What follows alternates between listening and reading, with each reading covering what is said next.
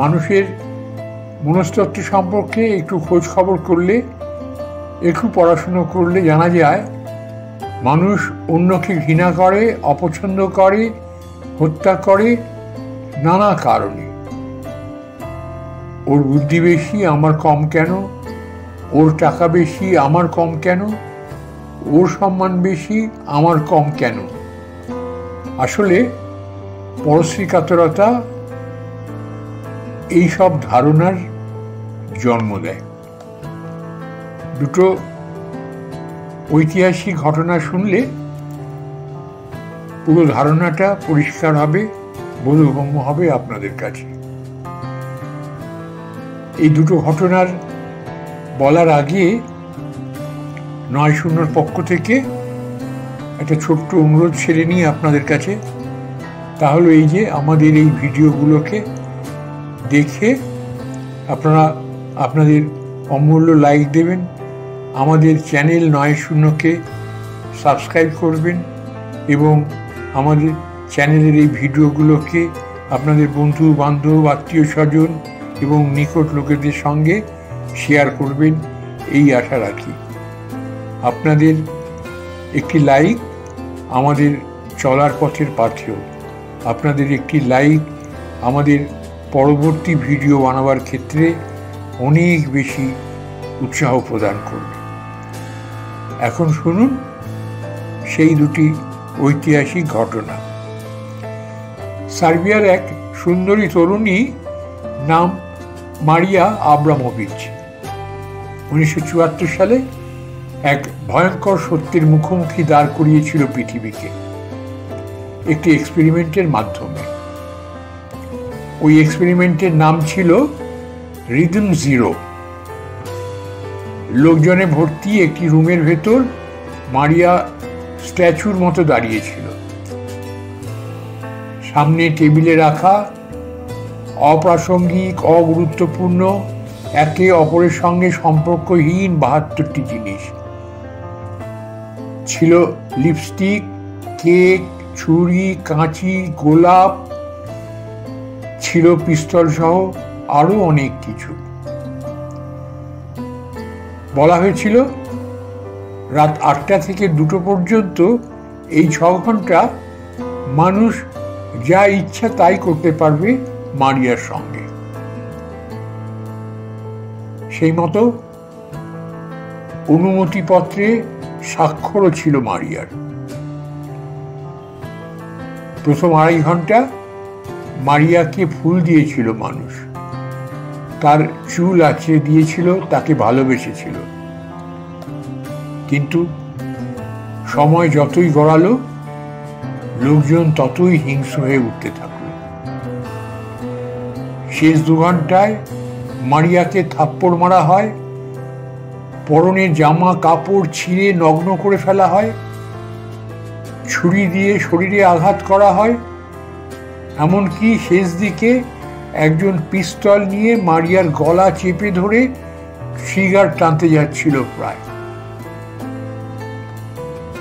বলুন তো, মারিয়া কি ওদের কোনো ক্ষতি করেছিল? ওদের কারোর জায়গা জমি নিজের বলে দাবি করেছিল? ওদের কাউকে কি মারধর করেছিল? কারো সাথে প্রতারণা করেছিল সে? মারিয়া তো কাউকে চিনতও না, কিন্তু তবুও ওরা মারিয়াকে থাপ্পড় মেরেছিল, গায়ে থুতু ছিটিয়েছিল, পরনের পোশাক ছিঁড়ে ফেলেছিল, একের পর এক আঘাতে করেছিল তাকে ক্ষত বিক্ষত। এক্সপেরিমেন্ট শেষে মারিয়া যখন হেঁটে চলে যাচ্ছিল তখন তাকে অপমান করা একটি লোকও চোখের দিকে তাকাতে পারছিল না তার লজ্জায়। আরেকটি ঘটনা, 1998 সালে জার্মানিতে 14 জন লোককে স্বেচ্ছায় টাকার বিনিময়ে একটি সাইকোলজিক্যাল পরীক্ষার জন্য নির্বাচন করা হয়, যার নাম ছিল দাস এক্সপেরিমেন্ট। এরপর ওই লোকগুলোকে 2 ভাগে ভাগ করা হয়। ওদের কাছে সময় 15 দিন। এই 15 দিন ওদের এক ভাগ কারাগারের কয়েদি হিসেবে অভিনয় করবে, বাকিরা থাকবে কারাগারের গার্ড।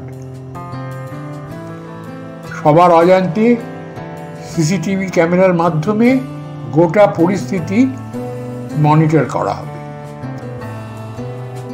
শর্ত ছিল, কোনো গার্ড কোনো কয়েদিকে শারীরিকভাবে আঘাত করতে পারবে না, অর্থাৎ কোনো রকম ভায়োলেন্স অ্যালাউড না।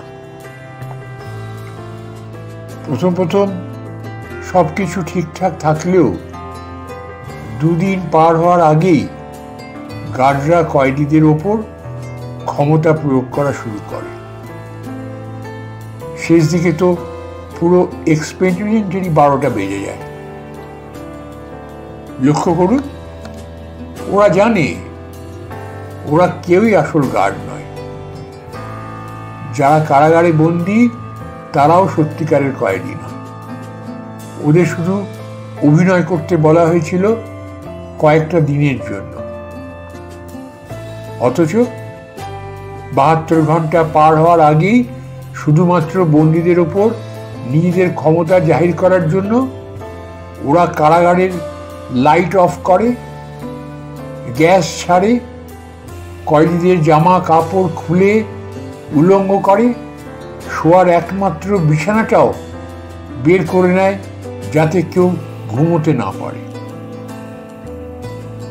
শুধু তাই নয়, সময় গড়ানোর সাথে সাথে গার্ডের দল কয়েদিদের হাত পা বেঁধে নির্যাতন করে, তাদের মুখের ওপর প্রস্রাব করে, এক নারী কয়েদিকে ধর্ষণের চেষ্টা করে এবং এমনকি একজনকে মেরে ফেলেছিল প্রায়।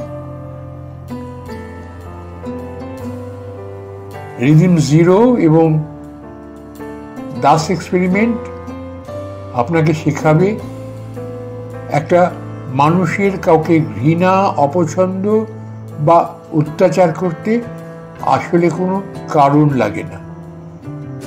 একজন মানুষ কোনো রকম কারণ ছাড়াই আরেকজনকে হিংসা করে, ক্ষতি করে, তার বদনাম রটায়, কেননা মানুষের স্বভাবই অমন।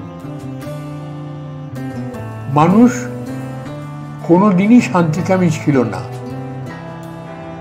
কোনোদিন নয় এবং থাকবেও না। সে সবসময় হিংস্র, লোভী, বর্বর এবং ভণ্ড। তাহলে প্রশ্ন জাগে, এই দুনিয়ায় কি ভালো মানুষ বলে কেউ নেই? হ্যাঁ, আছে, হাতে গোনা 2-4 জন। আর বাকিরা সুযোগের অভাবে ভালো।